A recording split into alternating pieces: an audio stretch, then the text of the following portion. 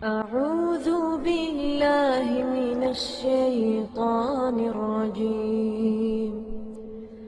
بسم الله الرحمن الرحيم. ومن أحسن قولا ممن دعا إلى الله ممن دعا إلى الله وعمل صالحا وقال إنني من المسلمين. بسم اللہ والصلاۃ والسلام علی رسول اللہ۔ سوال آپ نے سن لیا ہے کہ اگر بچہ پیدا ہو تو عموماً کیا کیا جاتا ہے کہ بچے کے نام کو الف سے شروع ہونا چاہیے۔ میرا خیال ہے الفابیٹک اتنے بچے کہاں ہوں گے کہ 26 حروف ہوتے ہیں، الف سے لے کے یا تک جانے والا معاملہ ہے نا۔ تو یہ تو لا یعنی سی بات ہے کہ الف سے ہی شروع کیا جائے، اور اگر کوئی کہے کہ الف سے اللہ ہے تو اس طرح بھی بات نہیں بنتی، کیونکہ الف سے تو بہت سارے الفاظ بنتے ہیں۔ اصل میں ناموں کے بارے میں جو نبی صلی اللہ علیہ وسلم نے ہمیں ایک ادب دیا ہے وہ یہ ہے کہ نام اچھا رکھنا چاہیے، نام اچھا ہو، اور وہ انبیاء کرام کے ناموں میں سے ہو، بہت اچھی بات ہے۔ نبی اکرم صلی اللہ علیہ وسلم کے خلفاء راشدین اور صحابہ میں سے ہو تو بھی بہت اچھا ہے، یا ہماری تاریخ اسلام کے مشہور نام ہیں ان میں سے کوئی نام ہو۔ اب ہمارے یہاں یہ جو رواج آ گیا ہے مختلف طریقوں سے کہ الف سے شروع ہو، ایک کا اس سے شروع ہوا ہے، اب آگے والوں کے بھی پھر الف سے شروع ہوں، اور جو انگلش زیادہ پڑھے لکھے ہیں وہ اے سے شروع ہو، ای سے شروع ہو، اس طرح کے نام رکھتے ہیں، جبکہ کس سے شروع ہو اس کی کوئی حیثیت نہیں، نام کیسا ہو یہ بات ہے۔ نبی صلی اللہ علیہ وسلم نے کئی لوگوں کے نام بدل دیے، جن کے نام اچھے نہیں تھے یا جن کے ناموں کے نتیجہ میں کوئی غلط فہمی یا غلط مفہوم نکلتا تھا، آپ نے وہ نام بدل دیے، اور جو نام صحیح تھے وہ صحیح رہے، وہ عہد اسلام میں بھی وہی رہے، پہلے عہد کفر میں بھی وہی تھے۔ صحابہ کرام میں سے چند نام آپ نے بدلے ہیں، عورتوں کے، مردوں کے، باقی سب کے وہی تھے۔ تو ناموں کے سلسلہ میں جو اصل معیار ہے وہ یہ ہے کہ نام غلط نہیں ہونا چاہیے، اس کا معنی غلط نہ ہو۔ جیسے ہمارے یہاں نام رکھ دیتے ہیں پیرا دتا، تو پیرا دتا کا معنی ہی بڑا غلط ہے کہ یہ اللہ نے نہیں دیا، یہ پیروں نے دیا ہے، وہ تو مشرکانہ ذہن ہے، اور وہ نام بھی وہی رکھتے ہیں جن کے دل و دماغ میں شرک چھایا ہوا تھا۔ اس طرح کا نام نہ ہو، نام ہو اللہ رب العزت کی اس کے ساتھ عبدیت لگے، عبد العزیز، عبد الغفور، عبد الغفار، عبد الرحمن، عبداللہ۔ صحیح بخاری میں حدیث ہے، نبی صلی اللہ علیہ وسلم ارشاد آتے ہیں احب الاسماء اللہ عبداللہ عبد الرحمن، اللہ کو سب سے پیارے جو نام ہیں وہ ہیں عبداللہ اور عبد الرحمن۔ اب اسی طرح عبد ان کے ساتھ لگا ہے، اللہ کے اسماء حسنہ 99 معروف ہیں، سب کے ساتھ عبد لگاتے جو 99 نام بنتے ہیں، اور 26 نام تک جانے کی کیا ضرورت ہے کہ الف با تا سا سے شروع کریں گے۔ لہذا ناموں کے سلسلہ میں پہلا بچہ ہو یا جتنے نمبر پر بھی ہو، لڑکی ہو یا لڑکا ہو، صحابہ کے نام، صحابیات کے نام اور انبیاء کے نام ان میں سے رکھیں تو اسی میں انشاءاللہ خیر و برکت ہے۔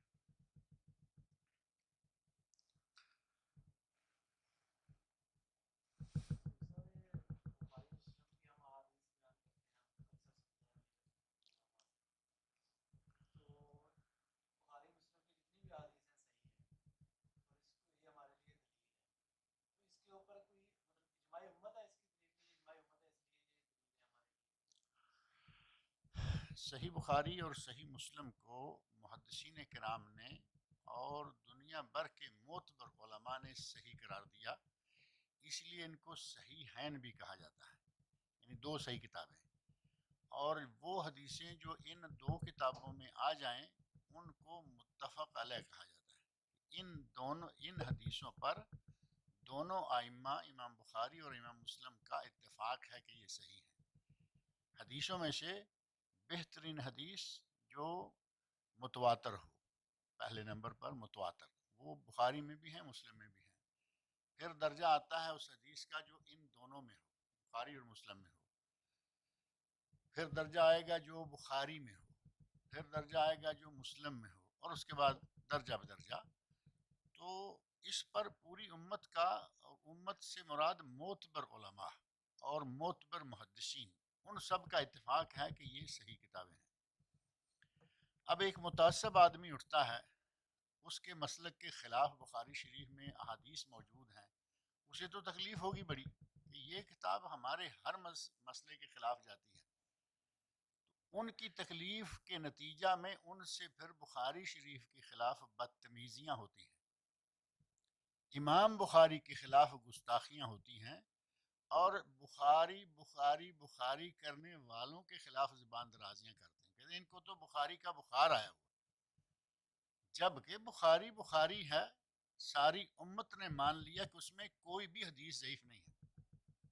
تو یہ اعزاز اللہ نے دیا ہے اس کتاب کو، امت کی زبان پر آ گیا کہ یہ کتاب صحیح ہے، اور کتاب اللہ کے بعد، قرآن کریم کے بعد دنیا میں اگر کوئی صحیح ترین کتاب ہے تو وہ بخاری شریف۔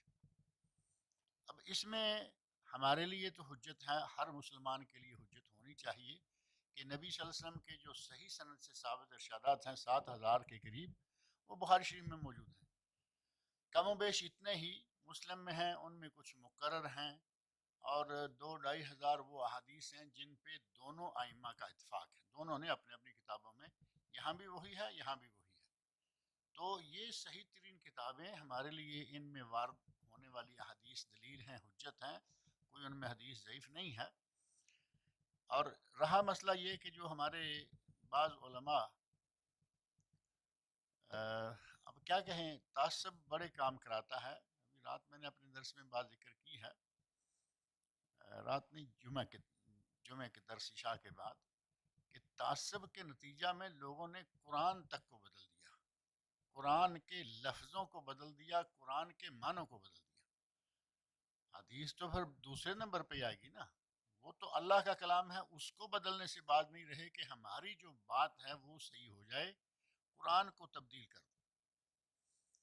اور اصول قرخی، ایک اصول فقہ کی کتاب ہے، اس میں حضرت نے لکھا ہے کہ اگر کوئی آیت، قرآن کی آیت ہمارے امام کے قول کے خلاف گئی، اب دیکھیں کہ آیت خلاف جا رہی ہے، امام کا قول آیت کے خلاف نہیں جا رہا، بات ہی غلط شروع ہوتی ہے۔ اگر کوئی آیت ہمارے امام کے قول کے خلاف ہوگی تو ہم اس آیت کی تعویل کریں گے، یعنی اس کے کان مروڑیں گے اور اس کو اپنی مرضی کے مطابق سیدھا کریں گے۔ تعویل کا معنی اپنا مرضی کا معنی پہنا۔ اگر کوئی ایسی بات ہے، ایسی آیت ہے کہ اس کی تعویل نہیں کر سکتے تو اسے منسوخ مانیں گے، امام کی بات کو نہیں چھوڑیں گے، آیت کو منسوخ مانیں گے۔ یہی معاملہ حدیث کے ساتھ ہے۔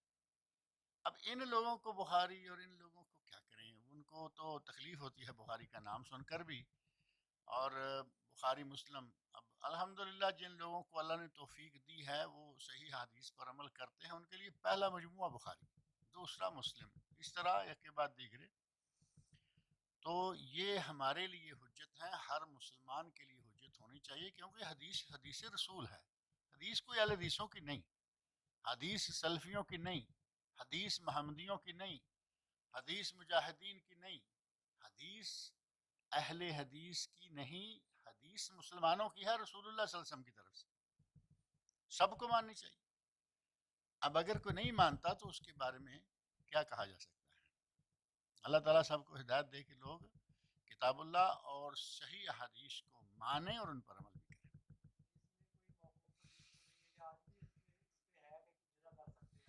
نہیں، موقوف جو جن احادیث کو سندن وہ لائے ہیں، بحث ہوتی ہے ان سے، جو حدیث سند کے ساتھ وہ لائے ہیں ان میں کوئی حدیث موقوف نہیں، کوئی حدیث ضعیف نہیں۔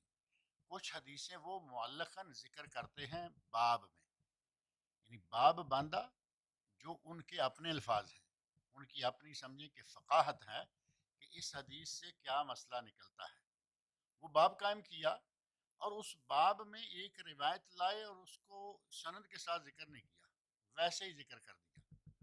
ایسی روایات بخاری شریف میں ہیں اور ان کو سند کے اعتبار سے نہ گنتی میں آتی ہیں نہ کوئی گنتا ہے، کیونکہ وہ تو ایک انہوں نے اپنے نظریے کی تائید میں ایک روایت دی اور ان میں سے بھی کوئی ضعیف حدیث نہیں ہے، بنو ان میں سے بھی کوئی ضعیف حدیث انہوں نے لی۔ بعض پر لوگوں نے کلام کیا لیکن بالآخر جنہوں نے کلام کیا انہیں اپنے منہ کی کھانی پڑی۔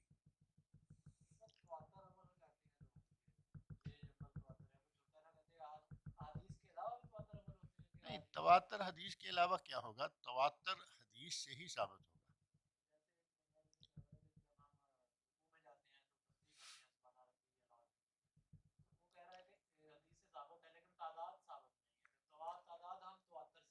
نہیں، تواتر سے تعداد ثابت ہے، ادنا ہننا ثلاث مرات حدیث میں موجود ہیں الفاظ، وہ پتہ نہیں کہاں سے پڑھ کے آیا ہے اس کو تواتر۔ تواتر سے مراد یہ ہے کہ علیہ السلام کوئی بھی عمل جو نبی صلی اللہ علیہ وسلم سے ہمیشہ اتنے لوگ اس کو بیان کرتے آئے کہ ان کا غلط بات پہ اکٹھے ہونا جائز نہ ہو، وہ ریٹن کی شکل میں آ رہے ہیں، حدیث کی شکل میں، حدیث کی شکل میں۔ ہاں جی، تواتر جو ہے وہ ساری ان میں کہا جاتا ہے متواتر حدیث، حدیث متواتر یعنی یہ تواتر سے ثابت ہے۔ اب اگر وہ کہیں کہ یہ چیز حدیث میں نہیں اور یہ تواتر سے لیتے ہیں تو پھر تواتر تو ہر کسی کا اپنا اپنا ہوگا نا، بریلویوں کا اپنا تواتر، دیوبندیوں کا اپنا تواتر اور مرزائیوں کا اپنا تواتر، شیعہ کا اپنا تواتر۔ وہ تو دین میں کسی مسلک اور کسی عقیدے کا تواتر حجت نہیں۔ صحابہ کرام کی اگر اجماع ہے یہ ہے تواتر، اجماع صحابہ اگر حجت ہے۔ اگر کسی مسئلے پر کہیں بعد میں پوری دنیا کا اجماع ہو گیا تو امام احمد بن حنبل رحمۃ اللہ نے بڑی سخت بات کہی ہے۔ اگر کوئی کہے کہ اس مسئلے پر ساری دنیا کے علماء کا اجماع ہے، اس میں سے کوئی نہیں نکلا، سب شامل ہے، تو کہا گیا کہ وہ آدمی جھوٹ بولتا ہے، اسے کیا معلوم ہے اتنی بڑی دنیا میں کون کہاں ہے۔ معتبر علماء کہیں، کوئی ایسا لفظ استعمال کریں جس سے پتہ چلے۔ اب عام مسئلے پر تو معتبر علماء کی بات کرنا بھی اتنا آسان نہیں ہے، ہر 10-20 قدم کے بعد تو مسلک بدل رہے ہیں لوگوں کے، لہذا تواتر جو ہے وہ متواتر احادیث ہیں، وہ تواتر سے ثابت ہے۔ عمل سے تواتر اس طرح پھر جیسے کہتے ہیں کہ ہمیں خضر علیہ السلام ملے تھے اور انہوں نے ہمیں یہ مسئلہ بتایا، خضر علیہ السلام کو مرے صدیاں گزر گئی ہیں اور یہ آج بھی خضر علیہ السلام کو زندہ کر لیتے ہیں، علیہ السلام۔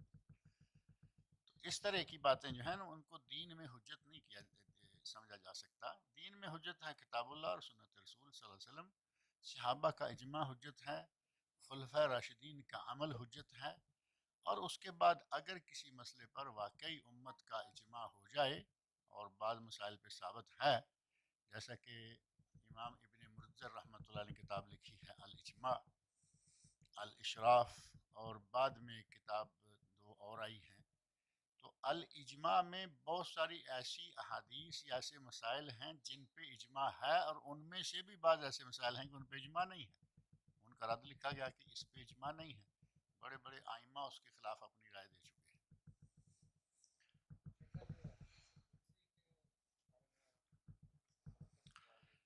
حدیث قدسی کے مرتب کرنے والے مختلف لوگ ہیں۔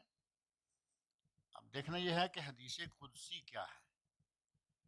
ایک ہے عن ابی ہریرہ رضی اللہ عنہ قال النبی صلی اللہ علیہ وسلم او فعل النبی صلی اللہ علیہ وسلم، قولی یا عملی حدیث۔ اب یہاں راوی حدیث صحابی اور نبی اکرم صلی اللہ علیہ وسلم اور سند ختم۔ ایک حدیث ہے عن ابی ہریرہ رضی اللہ عنہ قال رسول اللہ صلی اللہ علیہ وسلم قال اللہ تعالی، اللہ تعالیٰ نے فرمایا، یا ہوتا ہے یقول اللہ تعالیٰ، اللہ تعالیٰ کہتا ہے، ان دونوں صیغوں سے یہ احادیث ملتی ہیں۔ یقول اللہ تعالیٰ حدیث کے آخر میں آ جائے نص سے پہلے، یا قال اللہ تعالیٰ حدیث سے پہلے آ جائے تو اس حدیث کو حدیث قدسی کہا گیا ہے۔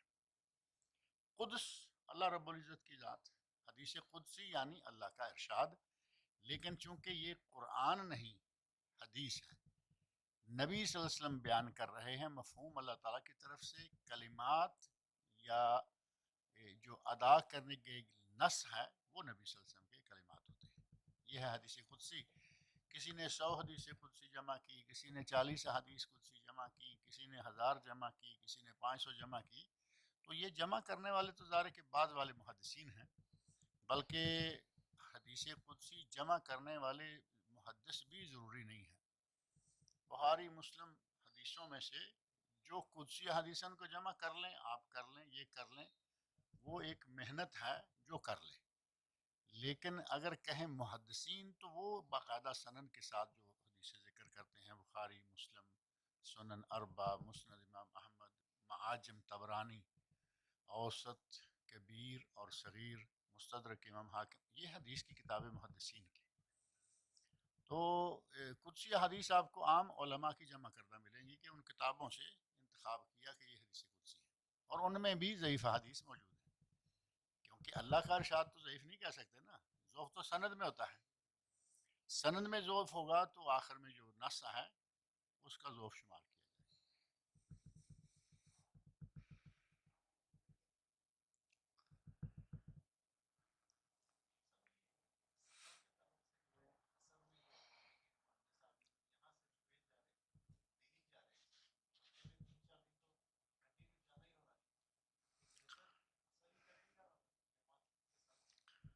اگر یہ طے ہو کہ ہم نے اتنے عرصے کے لیے مسلسل وہاں جانا آنا ہے تو پھر بہتر یہ ہے کہ نماز پوری کرے، اور اگر یہ طے نہیں، پتہ نہیں کب تک جانا پڑے گا اور پتہ نہیں کب رک جائے گا، یعنی گم گو کی حالت میں ہیں، تو پھر آپ قصر کریں، وہ بہتر ہے۔ جائز ہے کہ آپ قصر والے سفر میں بھی پوری پڑھ لیں، جائز ہے، لیکن قصر والے سفر میں قصر کریں تو وہ افضل ہے، کیونکہ نبی صلی اللہ علیہ وسلم ارشاد فرماتے ہیں کہ اللہ تعالیٰ کو یہ بات پسند ہے کہ جس طرح اس کے عائد کردہ واجبات کو اختیار کیا جاتا ہے، فرائض پر عمل کیا جاتا ہے، اسی طرح اس کی دی ہوئی رخصتوں پر بھی عمل کیا جائے۔ جب رخصت پہ عمل کریں گے، ظہر کے 4 فرض، یہ ہے عزیمت، سفر میں 2 فرض، یہ ہے رخصت، یعنی رخصت پر بھی عمل ہو گیا، عزیمت پر، 2 چیزوں پر عمل ہو گیا، 2 ثواب، زیادہ ثواب ہو۔ 2 رکعتیں پڑھ کر 10 رکعتوں سے بھی زیادہ ثواب ملے تو پھر 10 رکعتیں پڑھنے کا کیا معنی ہے؟ ظہر کی 8 یا 10 ہیں، 12 کر لیں جو کچھ 12 والے ہیں، تو 2 پڑھ کر اگر ثواب زیادہ مل رہا ہے تو پھر ہمیں 12 یا 10 یا 8 پڑھنے کی کیا ضرورت ہے؟ لہذا جن سفروں میں قصر ممکن ہے، یعنی جو سفر قصر کی مسافت والے ہیں، ان میں قصر کر لینی چاہیے۔ ہمارے بعض لوگ اڑ جاتے ہیں، حج کے لیے روانہ ہوں، عمرے کے لیے روانہ ہوں، بس میں بیٹھ گئے، پہلے درس سنتے رہتے ہیں، چلتے رہتے ہیں درس عرصہ تک کہ بھائی لڑائی نہیں، حج کے دوران جھگڑا نہیں، حج کے دوران یہ نہیں، ساری چیزیں سیکھ کے جاتے ہیں، بس میں داخل ہوتے لڑائی شروع ہو جاتی ہے کہ یہ سیٹ میری ہے، یہیں سے جھگڑا شروع ہو گیا۔ اگر یہاں بچ بچا ہو گیا، آج کل چونکہ لوگ بڑے ہوشیار ہو گئے ہیں، یہاں سے انہوں نے سیٹ نمبر لگا دیا، ہر آدمی کا نام کے ساتھ سیٹ نمبر ہے، اپنی پرچی اٹھاؤ اور وہاں جا کے بیٹھ جاؤ، جھگڑا ختم ہو گیا۔ راستے میں ظہر کا وقت آ گیا، کچھ لوگ کہہ رہے ہیں جی ہم ظہر اور عصر کٹھی پڑھیں گے اور قصر کریں گے، اور دوسرے کہتے ہیں نہیں جی ہم نہ کٹھی کریں گے نہ قصر کریں گے، ظہر کے وقت پوری پڑھیں گے، عصر کے وقت پوری پڑھیں گے، جھگڑا۔ تو جو سفر قصر والا ہے اس میں قصر کرنا جب سنت رسول سے ثابت ہے، نبی صلی اللہ علیہ وسلم سے بڑا عبادت گزار کون ہو سکتا ہے؟ نبی قصر کریں اور ہم کہیں جی ہم پوری پڑھیں گے۔ نبی صلی اللہ علیہ وسلم نے ساری عمر کبھی تہجد نہیں چھوڑی، اور مزدلفہ میں آپ نے تہجد نہیں پڑھی، ہمارے ساری عمر تہجد پڑھے نہ پڑھے مزدلفہ میں جا کے پڑھ رہے ہوتے۔ الٹا معاملہ، جو نبی نے کیا ہے اس سے آگے بڑھنے کی کیا تمہیں ضرورت ہے؟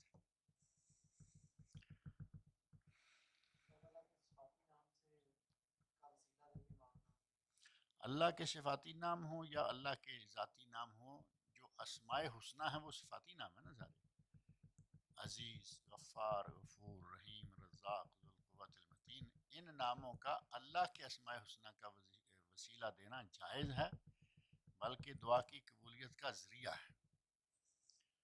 اور لگے ہاتھوں دو اور وسیلے بھی جائز ہیں، وہ بھی ذہن میں رکھ لیں تاکہ مسئلہ تھوڑا صاف ہو جائے۔ اللہ کے اسماء حسنہ کا وسیلہ جائز ہے کہ آپ اللہ کے جو اسماء حسنہ جتنے کہہ سکتے ہیں، یاد ہیں، وہ کہیں اور پھر دعا مانگیں۔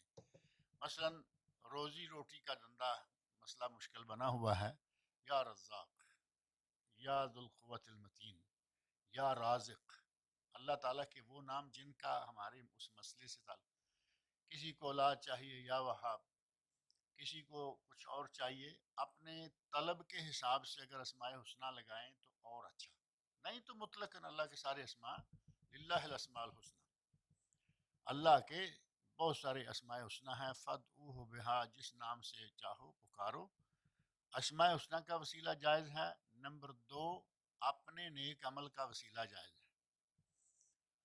وہ تین آدمی جو غار میں بند ہو گئے تھے، واقعہ بڑا مشہور ہے، بخاری شریف میں ہے، بخاری کا نام دیکھیں بار بار لینا پڑتا ہے، کیا کریں، بخاری شریف میں آپ کسی دوسری کتاب کا نام لینے کی ہمیں ضرورت ہی نہیں رہتی۔ بخاری میں ہے کہ تین آدمی غار میں بند ہو گئے اور منہ بند ہو گیا غار کا، بارش شروع ہوئی، اندر غار میں گئے، چٹان گری، منہ بند ہو گیا۔ آپ کہتے ہیں کہ اپنا اپنا عمل یاد کرو، جو کسی نے اللہ کے لیے خالص کیا ہے وہ یاد کرو اور دعا مانگو۔ تو ان تینوں نے اپنا اپنا عمل پیش کیا۔ ایک نے اپنے چچا کی بیٹی کے ساتھ برائی کا سارا وہ قصہ بتایا، ایک نے اپنی ماں کے بارے میں بتایا، ایک نے مزدور کے بارے میں، مزدوری، وہ واقعہ سارے معروف ہیں، آپ کے علم میں ہیں۔ تو اللہ رب العزت نے ایک ایک عمل کو ذکر کرنے پر اس چٹان کو تھوڑا تھوڑا ہٹایا، تیسرے کی باری آئی، چٹان ہٹ گئی اور وہ باہر نکلا۔ اگر اخلاص ہے تو اللہ اس کا فائدہ دنیا میں بھی دیتا ہے، آخرت میں تو دے گا۔ دنیا میں بھی دیکھو ان کی جان جا رہی تھی، اخلاص سے کیے ہوئے عمل نے ان کو فائدہ دے دیا۔ اور اگر اخلاص نہیں بلکہ ریاکاری ہے تو ریاکاری سے بڑے بڑے عمل برباد ہو جاتے ہیں، بڑے بڑے۔ اب شہادت سے بڑا عمل کون نظر آتا ہے؟ آدمی اپنی جان تک قربان کر دیتا ہے۔ نبی صلی اللہ علیہ وسلم فرماتے ہیں کہ قیامت کے دن جن تین آدمیوں کا پہلے حساب کتاب ہوگا، وہ تین آدمی، ایک شہید، ایک مالدار سخی، اور ایک مولوی عالم فاضل قاری حافظ۔ ان تینوں کے ساتھ جو ہوگا وہ بھی آپ نے سارا سنا ہوا ہے، اللہ کیسے سوال کرے گا، نعمتیں یاد دلائے گا اور پکڑ کے آیا، ثم عمر به فصحب على وجهه فألقي في النار، اللہ حکم دے گا اس کو منہ کے بل گھسیٹتے ہوئے جہنم میں پھینک دے جائے گا۔ ریاکاری ہے تو عمل برباد، اخلاص ہے تو دنیا میں بھی فائدہ، آخرت میں بھی فائدہ۔ اگر اپنے نیک عمل کا وسیلہ دے تو بھی جائز۔ دو وسیلے ہو گئے، اسماء حسنہ کا وسیلہ، نیک عمل کا وسیلہ، اور تیسرا وسیلہ ہے نیک زندہ آدمی کا وسیلہ۔ نیک اور زندہ آدمی مر چکا ہے، آدمی بڑا نیک تھا، آدمی بڑا نیک تھا، پارسا تھا، ولی اللہ تھا، لیکن مر گیا، مر گیا، بات ختم ہو گئی۔ اگر کسی نیک آدمی مرے ہوئے کا وسیلہ جائز ہوتا تو عمر فاروق رضی اللہ عنہ عباس کے پاس نہ جاتے رضی اللہ تعالیٰ عنہ۔ واقعہ وہ بھی مشہور ہے نا، اس کی تفصیل میں بھی نہیں جاتے، بارش نہیں ہو رہی تھی۔ اگر فوت شدہ آدمی جو نیک ہے اس کے پاس جانا جائز ہوتا تو نبی صلی اللہ علیہ وسلم کا وسیلہ پکڑتے، کیونکہ مدینہ میں تھے، نبی صلی اللہ علیہ وسلم کی قبر مبارک مدینہ میں، مسجد مدینہ میں، اسی مسجد میں عمر فاروق نماز پڑھتے ہیں، اور لوگوں نے کہا امیر المومنین بارش نہیں ہو رہی، مسجد میں دو قدم چل کے قبر پہ کھڑے ہو کے کہتے یا رسول اللہ بارش نہیں ہو رہی، ہمیں بارش چاہیے، نہیں کہا۔ عباس رضی اللہ عنہ کے گھر گئے، جو کہ نبی صلی اللہ علیہ وسلم کے چچا ہیں اور زندہ ہیں۔ زندہ ولی کے پاس جا کے آپ دعا کروا سکتے ہیں، زندہ ولی کا وسیلہ ہو گیا نا، زندہ ولی کی جاہ کا نہیں، اپنے گھر میں بیٹھ کے کہے یا اللہ میرے فلاں بزرگ کی وجہ سے، نہیں، اللہ پہ کسی کا زور نہیں ہے، اللہ کسی سے ڈرتا نہیں، دبتا نہیں، اس نے کسی کا ادھار دینا ہے۔ اگر کسی نیک آدمی کے پاس جا کر یا ٹیلی فون کر کے یا کسی بھی طریقے سے اس سے دعا طلب کی جائے کہ ہمارے لیے دعا کرو، ہمیں رزق کی تکلیف ہے، اولاد نہیں ہے، عمل وظیفہ کام نہیں، جاب لس ہیں، یہ ہے فلاں پریشانی ہے، دعا کرو، یہ دعا کروانا اور یہ وسیلہ جائز ہے، یہ تین وسیلے جائز ہیں۔ اس کے علاوہ مرے ہوئے لوگوں کا وسیلہ، زندہ بدکماش قسم کے پیروں کا وسیلہ، اب زندہ بھی تو ہیں اور لوگوں نے ان کو پیر بنایا ہوا۔ ایک آدمی کپڑے اتار کے بیٹھا ہے، جس آدمی کو اتنی حیا نہیں کہ ننگا بیٹھنا، نبی اکرم صلی اللہ علیہ وسلم اتنے حیادار تھے کہ کوئی کنواری لڑکی بھی اتنی حیادار نہیں ہوگی، اور یہ بدبخت اکیلا بیٹھا ہوا ہے، ننگا ہے۔ اگر کہیں اکیلا رہے ننگا رہے مان لیا، اس کی زیارت کرنے والے لوگ بہت آ رہے ہیں، ان میں مرد بھی ہیں ان میں عورتیں بھی ہیں۔ اگر کسی کو ویڈیو چاہیے تو دکھائی جا سکے گی، یہاں بیٹھا ہوا ہے اور وہ حیوان آدمی اٹھ کے پہلے حیوان کے ساتھ آدمی تو لگتا بھی اچھا نہیں لگتا، اٹھ کے ننگا تھوڑا دور جا کے بیٹھ جاتا ہے اور اپنی آلتی پالتی کوشش کرتا ہے ذرا زیادہ ہو جائے تاکہ اتنا ہی گندا نظر نہ آئے، عورت آ کے اس کے منہ میں کھانا دے رہی ہے، اور بیوی نہیں، بیٹی نہیں، بہن نہیں، شاید ان سے وہ شرما جائے۔ لوگوں کی عورتیں ہیں، عقیدے کی کمزوری، لوگوں کا عقیدے کے اعتبار سے بالکل دیوالیہ نکل چکا ہے، لائن لگی ہوئی ہے، پھر وہ دیوار ایسے آ رہی ہے، دیوار کے ساتھ ساتھ یہاں حضرت صاحب بیٹھے ہوئے ہیں اور دیواروں کے ساتھ پوری لائن آ رہی ہے، جس سب نے باری باری زیارت کرنی ہے۔ اس پیر سے جا کے دعا مانگو گے، اس سے اس کو وسیلہ بناؤ گے، جسے جینے کا ڈھنگ نہیں آتا، جسے انسانوں کی سی رہن سہن اور انسانوں کا سا پہننا وہ معلوم نہیں۔ نبی صلی اللہ علیہ وسلم صفائی ستھرائی نظافت اور طہارت کا حکم دیتے گئے، الطہور و شطر الایمان کہتے گئے کہ طہارت اور صفائی نصف ایمان ہے یا ایمان کا حصہ ہے، اور یہ بدبخت گندا، اس کے فوٹو میں اس کلپ میں دیکھیں ویڈیو میں گندا، ایسا لگتا ہے ہاتھی نہیں کبھی نظر آتے ہیں اس انداز کے گرد و غبار سے، اس انداز کا گندا آدمی، ایسے پیر کے پاس جا کے آپ وسیلہ اس کو بنائیں گے؟ اللہ تعالیٰ سے ڈریں۔ آدمی زندہ ہو اور نیک ہو، شریعت کا پابند ہو، نیک سے مراد ہے ہی شریعت کا پابند، جو نیک جو شریعت کا پابند نہیں وہ نیک کیسے ہو سکتا ہے؟ نماز نہیں پڑھتا وہ نیک نہیں ہے، وہ بدکار انسان ہے۔ اگر کوئی آدمی روزہ نہیں رکھتا سالانہ، مہینہ، ایک سال میں، وہ انسان مسلمان نہیں ہو سکتا اگر وہ انکار بھی کر دے ساتھ روزے کا۔ پیسہ ہے زکوٰۃ نہیں دیتا، توفیق نہیں ہے لیکن پیسہ بہت ہے حج نہیں کرتا، اگر اس قسم کا آدمی ہے تو ہم اس کو نیک کیسے کہیں گے؟ اور اس کی سفارش، اس کا وسیلہ ہم کیا ڈالیں گے؟ اس قسم کے وسیلے جو ہیں وہ جائز نہیں ہیں۔ تین وسیلے جائز ہیں جو میں نے مختصر بتائے ہیں، اور باقی وسیلوں کو چھوڑنا چاہیے جو کہ اصلاً صحیح نہیں ہے۔ قبر پہ جا کے ماتھا ٹیک رہے ہیں، وہ بیچارہ مرا ہوا نیچے 5 فٹ زمین کے گیا ہوا ہے، اگر اس کی لاش سلامت بھی ہے تو باہر والوں کے لیے کچھ نہیں کر پا سکتا۔ آدمی مر جائے، اب اس کی بیوی نکاح کرتی ہے دوسرا یا نہیں؟ اس کی بیوی دوسرا لے اڑا، یہ بیچارہ کسی کا کیا بتائیں گے؟ دوسرے نے نکاح کیا، بیوی لے گیا، ہو سکتا ہے ساتھ 2 ایک بچے ہیں وہ بھی لے جائے، یہ اپنی بیوی نہیں سنبھال سکا، اپنے بچے نہیں سنبھال سکا، یہ کسی کا کیا کرے گا؟ اور پھر ہمارے لوگوں کا عالم بڑا عجیب ہے، کبھی کبھی تو بڑا تعجب ہوتا ہے اپنے لوگوں پر۔ آدمی زندہ ہے، بیمار ہو گیا، اس کے منہ میں نوالا خود ڈال رہے ہیں۔ آدمی زندہ ہے اور مانا ہوا ہے کہ یہ ولی اللہ ہے، اس کے منہ میں نوالا ڈال رہے ہیں، وہ خود نوالا نہیں اپنے منہ میں ڈال سکتا، باتھ روم میں اٹھا کے لے جاتے ہیں اور دھو کے اپنے خود لاتے ہیں، وہ اپنے آپ کو دھو نہیں سکتا، استنجا نہیں کر سکتا، چارپائی پہ ڈالا ہوا ہے، جب غسل کی نوبت آئے تو غسل خود کراتے ہیں، اور اگر آگے پیچھے غسل کی ضرورت پیش نہیں آئی تو مرنے پہ ضرورت آئے گی نا.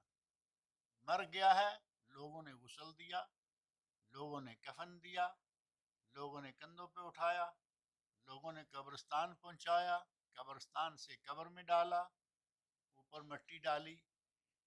پہلے تک بیکار تھا، جب وہ لوگوں کے کندھوں پہ تھا کیا طاقت تھی اس میں؟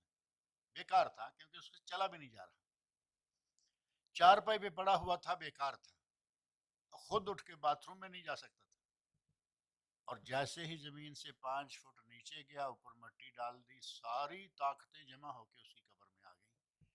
میں بھی جا رہا ہوں، آپ بھی جا رہے ہیں، لوگ بھی آ رہے ہیں، اور اس سے منتیں اور مرادیں مانگ رہے ہیں. ابھی کل تک تو اس بیچارے سے ہلا نہیں جا رہا تھا، اب ساری طاقتیں کیسے آ گئی اس میں؟ ہمارے لوگوں کی عقل کا بھی دیوالیہ نکل چکا ہے. آدمی کم از کم سامنے ہے، ہمیں معلوم ہے کہ نیک آدمی ہے، دعا کروائیں، ٹھیک ہے، جائز ہے، کوئی حرج نہیں. تو یہ ہے وسیلے کی حقیقت. اس موضوع پر بہترین کتاب ہے وسیلہ کی حقیقت، علامہ محمد ناصر الدین البانی رحمۃ اللہ علیہ کی. اور اسی طرح وسیلہ کی حقیقت کے بارے میں ایک رسالے جمع کر کے علامہ ابن باز رحمۃ اللہ علیہ کا ایک طویل مقدمہ، علامہ البانی کی کتاب، اور ایک اور کتاب ہے مولانا مختار ندوی رحمۃ اللہ علیہ، جو حیدرآباد میں، بامبے میں تھے، بامبے بھنڈی بازار، الدار السلفیہ، اس ادارے سے انہوں نے چھاپی تھی وسیلہ کی حقیقت. اتنی موٹی کتاب تھی، بہترین تفصیلی کتاب. اس میں علامہ البانی والی بھی آ گئی، شیخ ابن باز والی بھی آ گئی، اور ان کی الگ الگ سے بھی کتابیں موجود ہیں، اور بہت اچھی کتابیں ہیں.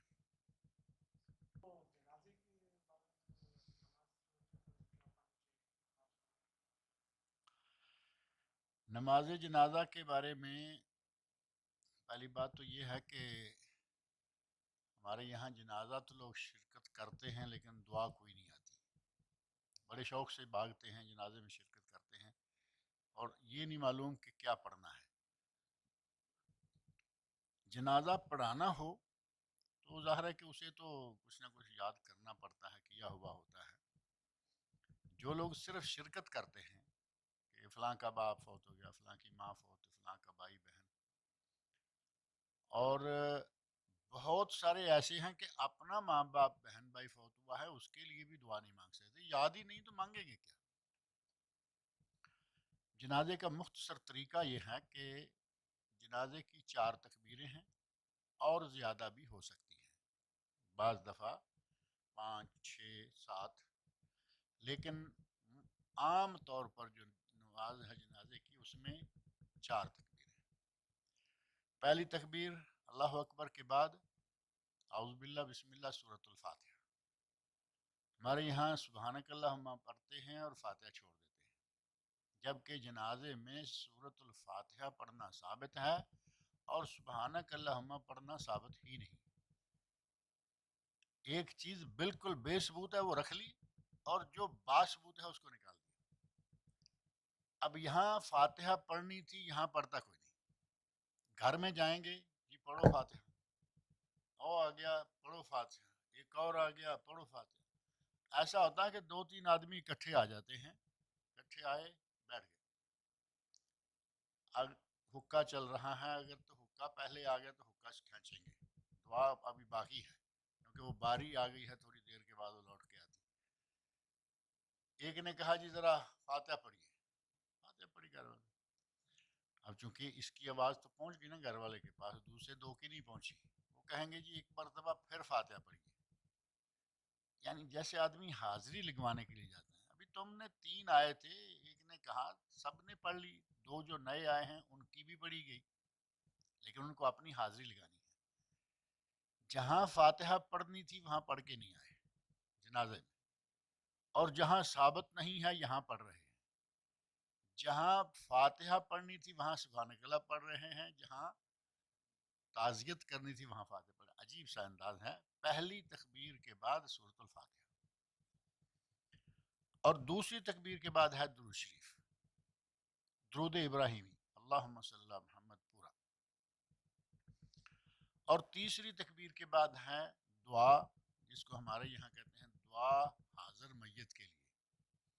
اب میت حاضر ہو یا نہ ہو، دعا تو دعا ہے. وہ تو اگر جنازہ غائبانہ ہوگا تو پھر وہ دعا نہیں کریں گے، پھر بھی تو وہی کی جائے گی نا. تو وہ ہمارے چونکہ لگا رکھا ہے کہ دعا حاضر میت کے لیے، حالانکہ اس دعا میں حاضر اور غیر حاضر شامل ہے. دعا کے الفاظ ہی آپ پڑھ کے دیکھ لیں، اللہم اغفر لحینا و میتنا و شاہدنا و غائبنا. غیر حاضر آ گیا نا. تو ہمارے یہاں وہ الفاظ ایسے رٹوائے ہوئے ہیں، مولوی صاحب نے رٹے ہوئے ہیں، وہ سکھاتے ہیں یہی دعا حاضر میت کے لیے تیسری تکبیر کے بعد. اللہم اغفر لحینا، اگر کسی کو یہ دعا پوری یاد آتی ہے، یاد ہے، یہ پوری پڑھے. اور اگر پوری نہیں، کم از کم اللہم اغفر لہو صرف اتنا بھی کہتا رہے، تو یہ ایک آخری علاج ہے کہ زیادہ یاد نہیں، کم از کم یہ تو کہے اللہم اغفر لہو، یا اللہ اسے بخش لے. اگر یہ بھی نہیں کہتا اور منہ بند کر کے کھڑا ہے تو یہ آیا کیا لینے کے لیے؟ حاضری لگانے کے لیے آیا نا. دعا سیکھ لینی چاہیے. اور دعائے جنازہ ایک نہیں، دو نہیں، 3 4 دعائیں ہیں. ان میں سے کم از کم ایک آدمی یاد کر لیتا ہے کہ چلو باقی ہم نہیں کرتے، ایک تو یاد ہو جائے. یہی اللہم اغفر اللہ مشہور بھی ہے، بہترین بھی ہے، جامع بھی ہے. بچہ فوت آ جائے اس میں آ جاتی ہے، عورت فوت ہو جائے اس میں آ جاتی ہے، مرد فوت ہو جائے اس میں آ جاتا ہے. اللہم اغفر اللہ زندوں کے لیے ہے، مردوں کے لیے. اور چوتھی تکبیر کے بعد ہے اسلام. اسلام کے بارے میں یہاں جو عمل ہے آپ دیکھتے ہیں کہ ایک مرتبہ سلام پھیرا جاتا ہے اور بس. اور ہمارے پاک و ہند میں دونوں طرف سلام پھیرا جاتا ہے. اور صحیح حدیث میں یہ بات ثابت ہے کہ ایک دفعہ سلام پھیر کر اسی پر کفایت کی جائے. اور اس کے لیے ہمارے یہاں عموماً ان ملکوں میں جو سلام پھیرنے کا انداز ہے وہ انداز مکمل نہیں. یہ باقاعدہ پورا سلام ایسے ہی پھیرتے ہیں جیسے نماز کا ایک طرف. جبکہ جہاں ایک سلام کا ذکر ہے وہاں ہے کہ نبی صلی اللہ علیہ وسلم نے سلام پھیرا تلقاء وجہہ، اپنے چہرے کو سیدھے رکھتے ہوئے تھوڑا سا دائیں، تھوڑا سا دائیں اور تھوڑا سا اوپر، جیسے یوں کر کے آدمی چھوڑ دیتا. ہمارے وہ پورے کا پورا گھما کے وہی انداز اختیار کرتے ہیں جو کہ وہ ثابت نہیں ہے. اور بعض علماء نے کہا کہ دونوں طرف سلام پھیرنا ثابت ہی نہیں، ایک ہی پر کفایت کرنی چاہیے. لیکن دونوں طرف پھیرے ٹھیک ہے، اور ایک ہی طرف پر اکتفا کرے تو زیادہ بہتر ہے. یہ ہے جنازے کا مختصر طریقہ.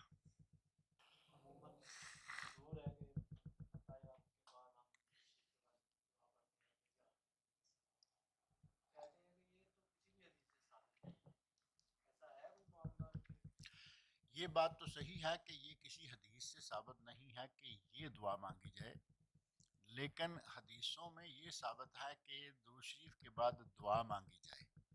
اور یہ دعا ہے یا نہیں؟ تو یہ قرآن کریم میں ثابت ہے، اس سے انکار کون کر سکتا ہے؟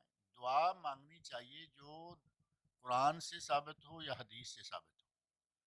مسنون ہے، ان سب کو مسنون شمار کریں گے. اب نبی اکرم صلی اللہ علیہ وسلم نے بہت ساری ایسی دعائیں ہیں جو یہاں کی ہیں، ان میں سے یاد ہیں وہ کریں. قرآن کریم کی دعائیں یاد ہیں وہ کریں. سجدے میں کریں. سجدے میں دعا کرتے ہوئے لوگ گھبراتے ہیں قرآن کی دعا ہو کہ سجدے میں قرآن پڑھنا منع ہے. قرآن کی تلاوت منع ہے لیکن دعا منع نہیں. ربنا آتنا فی الدنیا دعا ہے، آپ مانگیں کوئی غلط. ربنا لا تؤاخذنا ان نسینا کافی لمبی ہے، ایک رکعت بھی ہو جاتی ہے، لیکن آپ دعا کی نیت سے مانگیں کوئی حرج نہیں. تو یہ ہے کہ قرآن کی دعا یہ جو رب جعلنی ہمارے یہاں تو پکی کر دی گئی نا، اس طرح ٹھیک نہیں ہے. لیکن دعاؤں میں سے دعا ہے، دعا سمجھتے ہوئے اتحیات کے آخر میں پڑھیں جائز، سجدے میں پڑھیں جائز.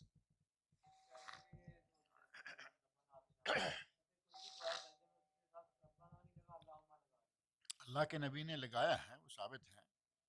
نبی صلی اللہ علیہ وسلم نے اللہم ربنا آتنا فی الدنیا حسنہ، حدیث میں اسی طرح آتی ہے یہ دعا. اگر آپ دعا کے ساتھ اللہم رب اشرح لی صدری، اللہم ربنا آتنا فی الدنیا، اللہم لا تؤاخذنا، اللہم ربنا ہے وہ آیت ہی تو آخر تے ساری آیت ہی ہے نا، صرف اللہم لگا کے آپ آیت سے تو نہیں نکال دیں گے، لیکن نبی صلی اللہ علیہ وسلم کا ربنا سے پہلے اللہم ربنا لگانا ثابت ہے۔ اب یہ آپ اور کو بھی ساتھ لگاتے ہیں، لگائیں، کوئی بات نہیں، لیکن اس کا یہ کہ واجب کر دیا جائے ایسی کوئی بات